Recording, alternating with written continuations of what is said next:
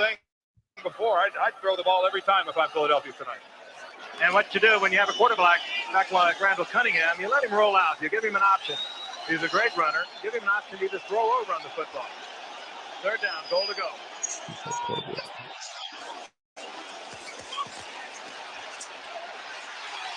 Look at that agility. That's something special right there. Jimmy Giles, the receiver. Cunningham, by all rights, hit by Carl Banks. And he could have been down. He maintained his balance. We talked about his athleticism.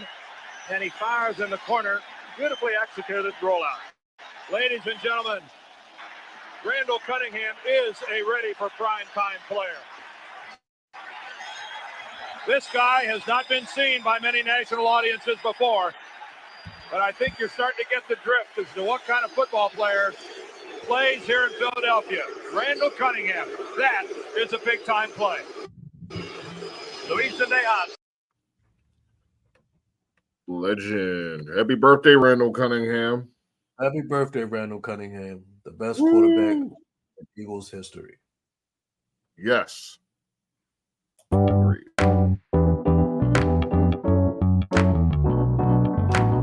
Powered by Riverside.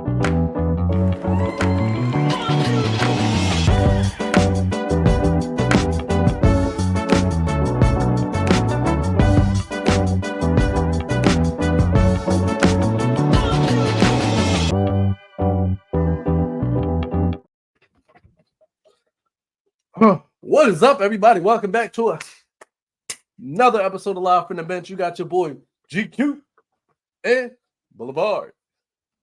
Yo, what's good, everybody? To another glorious Today, episode. we're going to get into a few different topics. We're going to get into a couple really exciting topics. Probably not as exciting as we are, but it's going to be exciting. But before we get into it, we want to make sure that we're being supported, that you guys are out here showing your support because you're coming back to our videos. So go ahead and drop a like, hit that subscribe button, and make sure you ring that dang-a-lang so you can be notified when the next video comes up. Ring that dang-a-lang. No Diddy. No Diddy. Ring that dang-a-lang. So for the first topic, Boulevard. I want to talk about the new rule changes, mainly the hip drop tackle being banned. Okay. Yeah, I mean, I don't really. First, I was really much like, oh no, they're taking more, giving the offense more, and just ruin defense again. But then more I thought about it, was like, okay, I could almost see how this would help the game as far as injuries, but that's about it. That's really the only place it helps the game. They're like, how's a cornerback going to tackle Derrick Henry? They're not. Or or say any tight end. I mean, a lot of these quarterbacks ain't got the strength to bring these men down, these 260-pound men down, when they run around at 205, 210. That could be a problem. What about stiff arms? Heard a lot of people saying, if you're going to take this out, take stiff arms, because how do you defend against the stiff arm? You have to grab them, and you have to put your body weight on them. So it does take away one of the most effective means of tackling, because they're worried about a few people getting hurt. I mean, it doesn't seem like players get hurt that often from the move. And players get hurt running on the turf, running in Giants Stadium, running on just bad field conditions. But I don't see the NFL rushing to do anything about that. Right. Yeah, it's just like they're just picking and choosing ways to make offense more interesting at the sacrifice of any semblance of good defense. 100%. I think that's exactly what's going on. I feel like, because I feel if them at this rate, I feel like they're just trying to get rid of tackling. Can't tackle high, can't tackle low. Right. You can't hit the receiver if they're in the air. If somebody's jumping, you can't hit them. You can't lead with your shoulder, because they're giving people hitting defensive receiver even if they lead like this. So it's getting to a point where just like I wouldn't be surprised if they're going to outlaw tackling altogether. And Man, and this, here's my yeah, and here's and my point is that this is football. Like people are gonna get hurt. It's football. That is right. where that's the exciting part. Like, yeah, it sucks that guys like Mark Andrews, Travis Kelsey, like these bigger guys are getting hurt because they're being tackled by hip drop tackles. But we forget the excitement that comes with injury because injuries is part of the game. You Yeah, forget the excitement that comes from injuries is like you get guys who come out of nowhere and show that they're like crazy good talents. Like we wouldn't know that certain people are really good unless somebody gets hurt. It sucks that it happens that way, but that's what happened. You find out somebody's really good because somebody gets hurt and you have to force somebody to jump into that starting position. I'm not a fan of the banning of defense because that's basically what it is. It's just like it's gonna be two-hand touch or flag no, football. it's just you grabbing a player from behind, twisting your body, and rolling into their leg. That's basically what they're getting rid of. Rolling onto the back of a player leg as you're tackling him. But that's the thing. It's basically because those tackles, hip drop tackles, a majority of those tackles are trying to tackle somebody from behind while Yeah, they're running, and I don't know yeah. how you can. I don't know how you cannot lead, how you can't tackle somebody, or how you can tackle somebody when they're running because Neither you're do going to they. land on their legs if they're going to fall. Right. Neither do So they. That's the problem. Now it's the players don't there's even know no what they're going to way for you to tackle somebody from behind. do. Like Right. how do you want me to like if I'm tackling somebody, am I going like they're gonna either you want them to drag me or am I just gonna put like some part of my body on the ground that's gonna cause some friction to stop them from running? It's probably my hip, like I'm going to turn. It just so happens that because the person is still running and I'm behind them, they're gonna fall forward and my body weight's because I'm wrapped around them, my body weight's gonna be on the back of their legs. That Right. has I can't stop myself, I can't stop that. Right. It's like when you tackle a quarterback. Like, how do you expect me to set like a quarterback in the backfield? You're talking about my pressure, my body pressure is on the quarterback, You just but wrap like, your arms around them and hold them tight so they can't throw the ball. That's what they want you to do. and it's just I don't like even think it. they want flag. I think they want 1, 2, 3 hold. They just want you to go Yeah, because speed it's like I so they can't. can't It's move. no tackling anymore. The game, and I'll tell you this right now: when it gets to that point where it's just nothing but offense, there's no defense.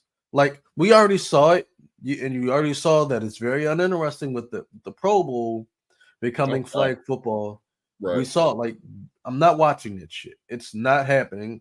I have better shit to do than watch flag football. If I want to watch flag football, I'll go watch my son. Right. Ain't too much more they can take out of this game without completely fucking the game up. Yeah, and Like it's like you're screwing over defenders left and right with all these changes that they had to adapt to every season. But you're not right, taking anything from the offense and that benefits the defense at all. Like I don't see them and changing rules to help defenders at all. I mean, right. you still see defenders getting like they still getting chopped at the fucking legs. They're still diving at their fucking legs. Offensive players do and blocking. Mhm. They're still just diving at the fucking leg. No calls. Like it doesn't matter Nothing. if defenders get hurt or defenders get fucking mushed out the fucking way. Right, None of that matters. All that matters is we need more scoring. We need more scoring. right. Offensive players can't get hurt. You can't touch a quarterback that hard. Y'all are fucking up the game. Yeah, you It, gotta it figure really something out. You gotta get it a really defense. is fucking it is really ruining the game because I can honestly say that if there's a game and the score is like 60-40, I'm not interested in that game because it's just nothing but throwing. Like the game where the Shout out Dolphins to scored Arena 70 League. points, like the game when the Dolphins scored 70 points, Mm. that game was very uninteresting. It got very uninteresting very fast because it was just not there was no excitement. It was just the Dolphins were scoring at will. And that's not exciting. That's not fun to watch. So I feel as though like there has to be some type of balance, and there is no balance. It's just like take everything, any benefit that the defense has, take it away. Remember force out. Remember Mhm. force out when like Mhm. it was just a bunch of things that you took away from the game. It's just like they just the whole smacking of the ball. Like I don't know. It's just a lot of things.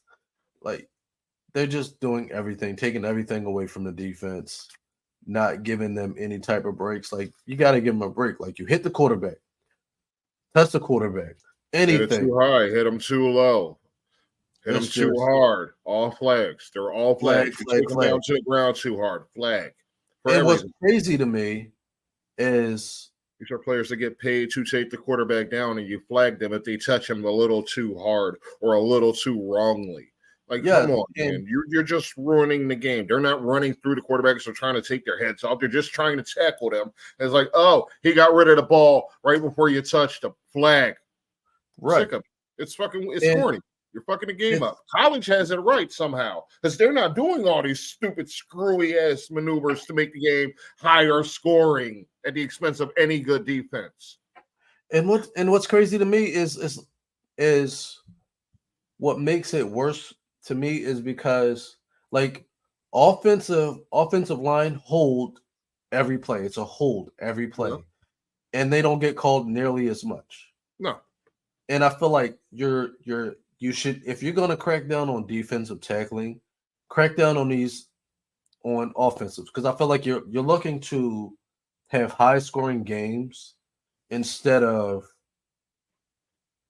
defensive games. Like you're making it that defensive players have to just be 100% phenomenal and not make any mistakes. Where an offense can make a mistake and completely still be bailed out by a penalty. Like a Fucking quarterback offensive can throw lineman can an hold interception. a defensive end in plain sight of the referee and the cameras. Everybody and their mama sees 100%. this, no flag.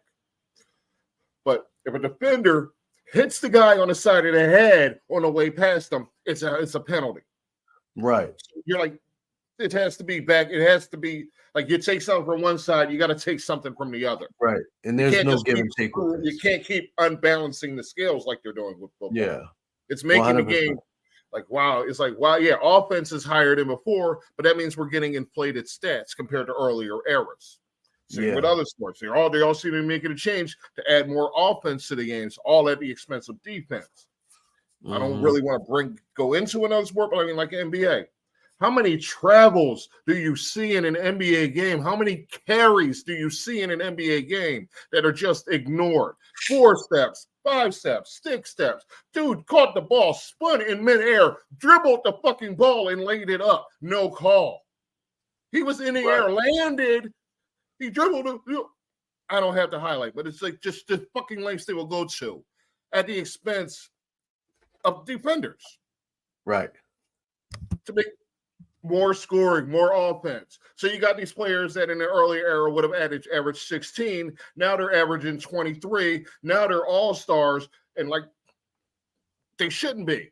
Right. But you fucked up the stats. So the fact that they have no left hand does not matter because they can't be defended. You can't put your arm out. You can't do anything to stop them so they can go right by you. And it's like, Right. wow, a highlight, but he took 5 fucking steps in the process. That's the Mhm. way it is across all these sports. They're all screwing up the nature of the games to make it more high scoring because they think that will bring in more people. What we want is the game. We want the game that we all grew up on, the game that we all know how to play, the rules. It's like you go to high school, there's a set of rules. You go to college, similar rules, a little bit of difference. You get to the pros. Now all the rules are different because you spent the last 10 years screwing it up. So the people that are coming in have to learn a whole different new rule set because you've taken stuff out that they've grown up with since they were playing football at 6 years old. Yep. Because you want more numbers and you think it's going to prevent injuries. Injuries are a part of the game. Yep. Okay? We've been celebrating, as an Eagles fan, we've been celebrating for how long? The Chud McNarick hit that ended Gifford's career. What, longer than I've been fucking alive? We've been celebrating that play because it was a good hit. Good hit. You're taking good hits out the game. You're ruining defensive ends, you're ruining linebackers, you're ruining corners, like you're fucking defense up. And it's making the game not as fun. Give the defense something. Just give the defense something. Mm-hmm. If I can't tackle, you can't stiff arm. Take that out. Right. Take stiff arms out of the game. Something. Hands to the face. Just take it out the game completely. Don't let the Chiefs get away with it every damn play. Yep. Take it out the game. Be fair. Referees are not fair anymore. They don't call fair. It's all lopsided. Did you see the UVM game? I'm still mad about this because it was like 29 free throws to 6. And I watched that game, and there were numerous bullshit calls in that game that went for fouls. Fucking made me mad. It made me mad as shit because, I knew Vermont had no chance of winning. It was Duke. But to be done the way they did, if they hadn't got fucked over on all those foul shots that they gave Duke, all those fucking shooting fouls they gave Duke, 29 free throws to 6. UVM would have won. They would have. Because I remember watching. They've been fair about the foul calls. That's all I'm saying. I remember when I looked, it was a 6 point. It was a 6-point difference. What was it, 53 to 47? And I'm like, okay, UVM can come back. And then next thing I know, it's like 30-point difference or something like that. It was disgusting. it was disgusting. That's all I'm saying. Yeah, I think these rule changes screwing over any good defenders, and it's fucking all of these sports up. Yeah, you need to give something back to the defenses. You can't just have like scoring just increasing, numbers just blowing up on one side of the ball, because that means like all these players on defense, they're not getting the credit that they deserve. They're not standing out, because if they make a highlight play, it might get flagged. So, also, I think another thing that I've seen a lot of wide receivers doing, which needs to be called, is holding their hand out when the ball is in the air, so that, and I see it a lot. Holding their hand out, arm out on the defender, like push off, pushing them away, but it's because they didn't extend it to push out, but they were already in the motion of pushing. So like, you can't just do this. You're holding the defender back. That should be they don't care. Pass interference, but it's not being called. So that's all that matters. Offensive pass interference is not quite non-existent, but you don't see it nearly as much per game as you do DPI, even though it's right there. Or even on some of the plays that get called for defensive pass interference. Right. And I feel like that the league is doing everything in their power to make the offense, because they think points is what we want to see. That's not what we want to see. We don't get as excited to see a 20-yard catch. Games. Yeah. It's like people don't get as excited for a 20-yard catch as they get as excited when you see someone intercept the ball. Because we know the people on the offensive side are talented. But when we see somebody intercept it and do something, because they're not supposed to do that, that's exciting. But the NFL doesn't care about that, because they think points mean ratings. And they're what they're going to end up doing is they're going to make the NFL not very fun. And we're going to be, well, let's go watch the UFL. Here's the skills. You get more to the offense, more and more to the offense. Defense keeps going, and eventually it just topples over. And then when it gets to that point, where we're not interested in seeing that, where we're seeing players getting $5 million to play flag football, we're going to start seeing people like, I'm not watching this. Let's go watch the UFL. And then we just won't be watching sports at all. 60 million dead cap to play football, flag football if you're Dak. Let's see what little Andrew Hawkins has we're doing here. This is football. And like him, I'm a 5'7" wide receiver. Trust me. I can put a highlight tape that rivals anybody in NFL history on the wrong side of big time hits. But the reality is you were putting the defense at an increased disadvantage in the game of football, because if they run by you, you might as well stop trying, because now you're starting to think about how you need to get them down. And to RG3's point, it does create indecision. And that indecision is inherently more dangerous if everybody else is operating at a full speed juncture. Shannon, the reason why you probably didn't see this in your day is because they were clotheslining people. They were hitting them for real. And it wasn't going to be on top of those highlights. They was doing the real tackles, right? But this is just a fundamental tackle. You have to use your body weight to get people down. My question becomes, what's next? Is it now you can't tackle at the knees? Mm-hmm. Now you can't tackle at all from behind? Mm-hmm. Now you can't cut block? And yes, these are things that create injury. We have to, at some point, come to grips with the NFL being a 100% injury rate for players. You're going to get hurt. Anything head-related, anything that will affect your life mentally going forward, we understand. But we as all players understand there is an opportunity to go out there and there is a chance you will be injured. Last season, lower extremity injuries were at a 4-year low. So my question is, who asked for this? Right. 100%. I can't say no better than that. I'm pretty sure I just said it, and he just basically confirmed what I said. Yeah. All right. So what's next? The NFL is still making rule changes. They made the special teams rule. It's basically the XFL special teams rule. They're bringing it into the NFL this year. I don't know. Let's let this one guy, I don't know who he is, but he can explain it a lot easier. So I don't feel like it. When your return team lined up about 5 yards away from each other, the kicking team will be lined up on the receiving team's 40-yard line. The receiving team will be lined up on the receiving team's 35-yard line. The only people who won't be on the 35 or the 40 are the kicker and the returner. The returner will be back near the goal line, wherever returners go.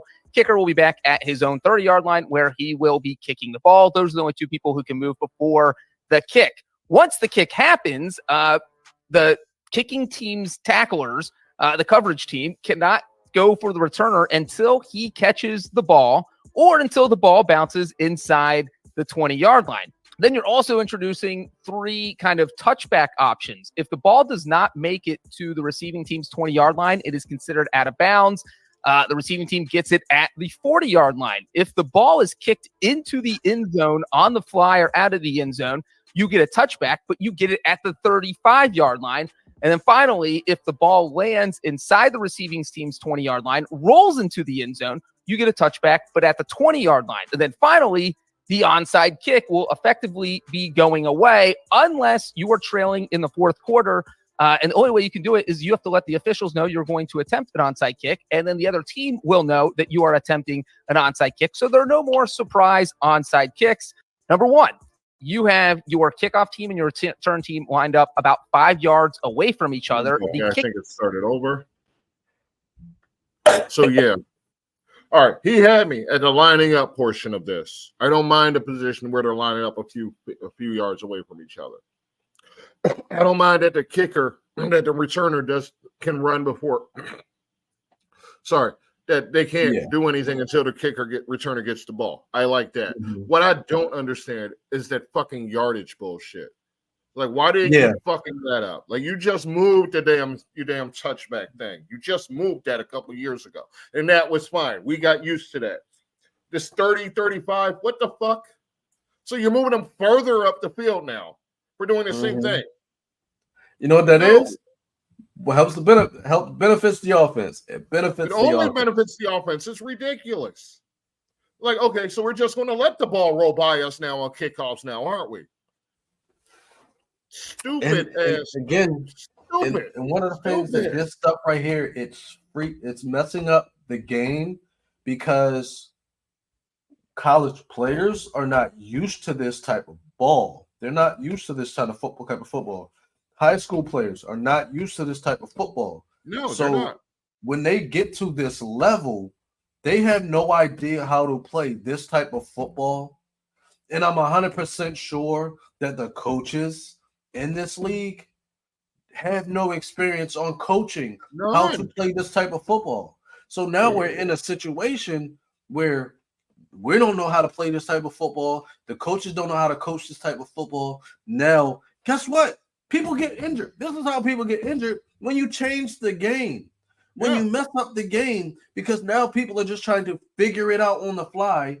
And this is how people get hurt. Like what Andrew Hawkins said. Indecision is not good because now I don't know what to do. So I'm going to do something. I'm just going to do something right off the top of my brain that I'm not really sure how it's going to work. And somebody's going to get hurt. Like you can't change things like this. Like you can't do that. You have to let the game be the game. Let the game football is football. The way we're playing football in high school, let them play football that way. That's the way football is supposed to be played. The way they do it in high school. Don't fucking change it now. You see, they're still playing the same football in college football. They're not going to be adapting these rules. So why the hell are you doing that? They're stupid rules. What is messing up the game? And I don't understand the yardage situation. None of it makes sense. Like, okay, so if it goes this way, it gets here. But if it goes this way, it goes here. Like, what? And here's another thing. For something, the ball should just be going to the 25 and be done with it. Mm-hmm. That's it. Like, there's no other scenarios. Why are they making up all these other situations? It goes to the 25. Just stick with that. If you want to move it to the 30, then move it to the fucking 30. But the 30 to 35 and like 3 different choices? Come on, man. Just be there. Just stand where you fucking stand. Stop confusing shit. And then another thing is one fucking thing. 25. And here's another thing. Like, you're only allowed to kick an onside kick when you're trailing in the fourth quarter. And you gotta tell the other team that you're doing it. You're forcing, basically, you're taking like the whole element of coaching and talent. You done fucked up the whole fourth quarter with this shit. Yeah, because now we're down by 3. We're down by 4. We just scored and we're trying to get the ball back. We're onside kicking it. Thank you. It's taking the whole fun out of the game because now it's just like here we come adjusting because you gave down. They know your whole fucking plan. So how is your plan supposed to work? Just luck? A fucking miracle? That's taking away the element of strategy. Yeah. That's fucking the game up. Like if this is what you're gonna do, just get rid of special teams. Get rid of it. Seriously, just start on a fucking 20 and go from there. Or even like we used to do back in the day, just throw the fucking ball up in the air. Let somebody catch it and nail that shit. Wherever they catch the fucking ball, that's where they start the fucking possession. Right. Since you're going to be fucking pussies about the goddamn game. And confusing at that. Not even just being fucking chumps about it, trying to ruining the game. It's the people who aren't even playing the game, keep in mind, that are fucking it up with these rules. These people aren't on the field. Some of these people may have never been on the damn field, but they're in charge of making rules for a sport that they're not playing. Why aren't they consulting with the actual people on the field? Why aren't they consulting with the players union? Why aren't they doing any of this? Who are these people making the decisions that are going against players on the field? Who is doing this? It's not the people whose opinion should matter. It's about they need to be listening to the people on the field, sacrificing their bodies and their minds. If they want to be changing rules, screwing up rules, talk to the players who have to learn to adjust. Talk to the coaches who have to learn different ways to strategize for this, different plans, different, Mm-hmm. Talk to these players. Don't just talk to these people up in the fucking boxes. Because the people in the boxes don't know anything.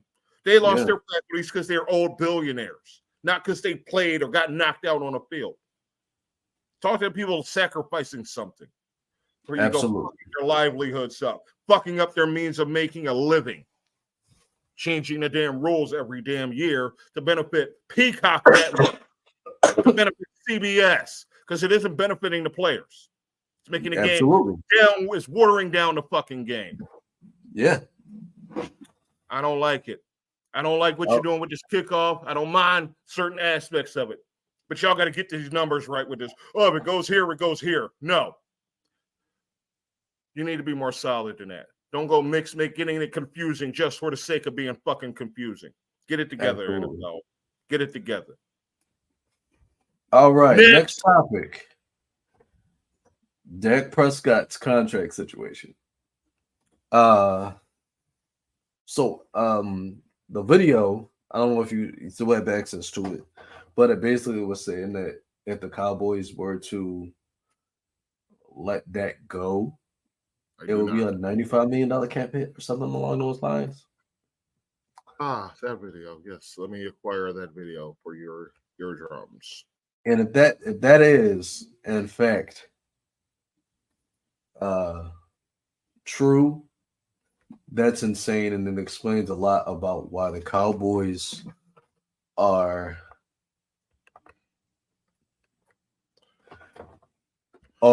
doomed in a sense, because it's just like, how do you allow that to happen? That shouldn't be allowed. I forgot I even needed that clip. That's totally my bad, everybody. It's just like that much money. Where a situation where you're in that situation, they've got guys coming up. Sorry, go ahead. No, you can go ahead. You can play it now. Injured reserve that are going to make a difference. He believes that there are guys going into their second and third years that are poised to take big jumps. That's what they think.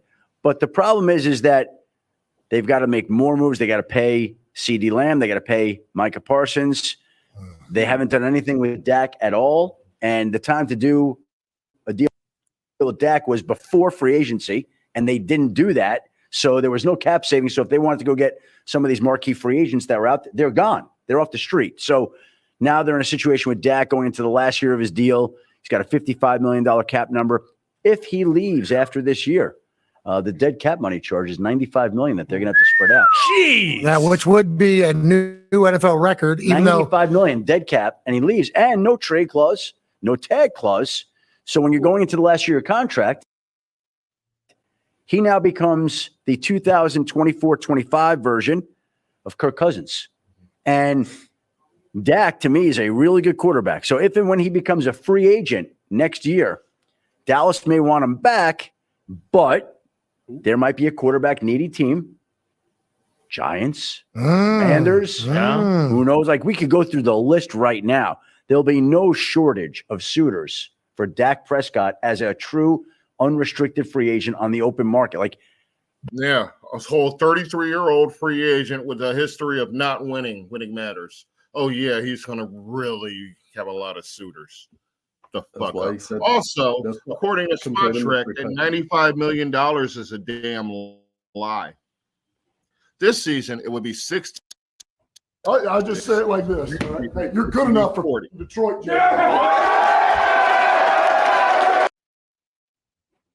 Silence. I kill you. All right. So yeah, what do you think of Dak's contract situation? Would you bring him back? Would you let him be? Would you leave him out there for everybody to have pick at him? Honestly, if I'm the GM, not the owner, GM of any franchise, if my quarterback has not gotten us to where we need to go, and I have this many weapons around him, I'm looking at him like, you might be the problem here. He only has one weapon at this point. They've let everybody else. At this point, they wasted Zeke's prime. They wasted Dez's prime. They wasted everybody. Yeah. Because I'm gonna look at it like this. Like, yeah, I feel like if I feel like I don't have the weapons, and that's the problem. I look at who your quarterback is. Me, I'm the quarterback of the team, and I'm looking at it like we have our weaknesses, and we have to plug those weaknesses, but we don't have cap money. We don't have cap. I'm immediately on the phone with my GM, and I'm saying, hey, what can we do to free up some cap so we can go get some of these guys? And that's what I'm going to be doing. I'm on the phone. I'm taking the initiative, and I feel like that's what you should do as a quarterback. Yes, you should make sure the quarterback has money, but you got to find a way to at least take some initiative. And I think that's because how is it that you haven't come to an agreement yet? If you call yourself It's not on deck to reach out to them. It's on them. it's not on deck to reach them. But I'm just saying, like in that position, him, I they know have to throw him money, bags of money. They fucked up their money over the years. That's not Dak's problem. But like they fucked that's up them. the money with giving it their to him. incompetence that we've all been laughing at for this past decade. Dak's But they going to fucked be up what the money 33 giving next the money to season. him. They killed his whole prime with nothing, like reaches and leaps and bounds and hoping for miracles. All the money they're throwing at nothing over the years. All the money But I they've feel like wasted. a lot of that money went to him. Of course it did. He's the quarterback. Yeah, but that's where it is. That's where all the money is. All who that have money they is brought back. in? But like a receiver at the end here and there. They brought in Amari, and that was like their biggest offensive signing that they had the whole time Dak was there. I think Amari it's a way that whole organization is just operated. The way it's organized, hierarchy. It's not a well-run organization. Yeah, it's not an organ. It's not a from the leadership standpoint. It's just you got an owner who holds every title. Like there's just he thinks he's the star of the team. He thinks he's the literal star on the helmet. Jerry Jones is. Yeah. That's why if anything goes on, you're not hearing from the quarterback. You're not hearing from the coach. You're not hearing from the team leader. You're always hearing from Jerry. Only Jerry, this old man with this old primitive way of thinking who does not know what the hell is going on. That's why he can't run and manage and operate a team. Sure, they hit on the draft. They don't shut up about hitting on the draft. They hit on the draft a few times. But if they hadn't even done that much, imagine where they would be. It's not a good franchise from top to bottom. Their success was long in the past. Like their starter quarterback wasn't even alive, if I'm not mistaken, when they were successful. So all of this shit, they just need to stop. All these fans need to shut up. All the media needs to leave them the fuck alone because this franchise does not deserve the attention that it gets. We should not be, this is our year. Every fucking year since 1995, you had to hear this shit, and it ain't been true once. Shut the hell up. Okay? I don't want to hear Jerry talk anymore until he can prove that he can put a fucking winner out there. I damn sure don't want to hear Stephen Jones, that nepo pussy. I don't want to hear a word he has to fucking say because his words are moot. He did nothing to deserve anything he has. So I don't care what Stephen Jones has to say. I don't care what Jerry Jones has to say. I'm pretty sure he has the same dementia they keep saying Biden has. So I don't want to hear from either of them. I don't want to hear from the coach because the coach is just going to reiterate what the owner says, tells him to fucking say. Mm-hmm. I want to hear from Dak. I want to hear sincerely what Dak thinks because Dak has been fucked over by their franchise his entire career. They have given him shit to fucking work with. He has had to carry it on his back with Kellen Moore as the fucking coordinator, with a fucking dude who sucked in fucking Green Bay, who just hung off of fucking Brenton Rodgers' nuts in Green Bay. No, they have given Dak nothing. If I were Dak, I'd be, as soon as I could get out of there, I'd be gone. Gone. I wouldn't go to New England. That is also a shitty situation, but that's another episode. But damn that there isn't a team out there that could probably use a player with his ability and could actually be successful with it. Minnesota. At least Minnesota. Yes, there are teams out there that would value him.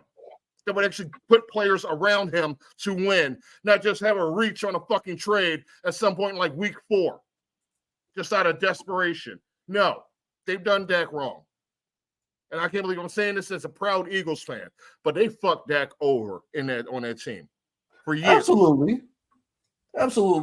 And now they're saying, no, we're not going to pay you, even though you busted your fucking ass for 10 fucking years here? And we haven't given you shit to work with. If you have played your ass off, but we're not going to pay you anymore. Bye. The fuck? They're doing you a favor, Dak. Go somewhere and try to actually win. Go somewhere that believes in the team. That doesn't just say, it's our year because they're listening to the fucking owner. This is what the owner says every year. Yeah, we're going to do this. This is our year. We're all in.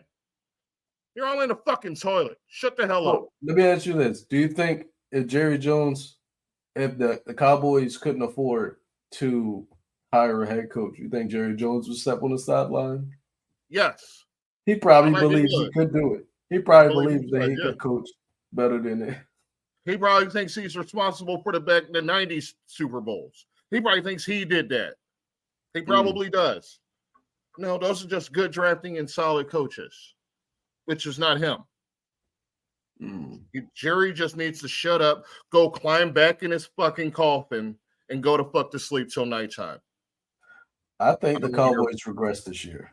I don't want to hear from that fucking vampire.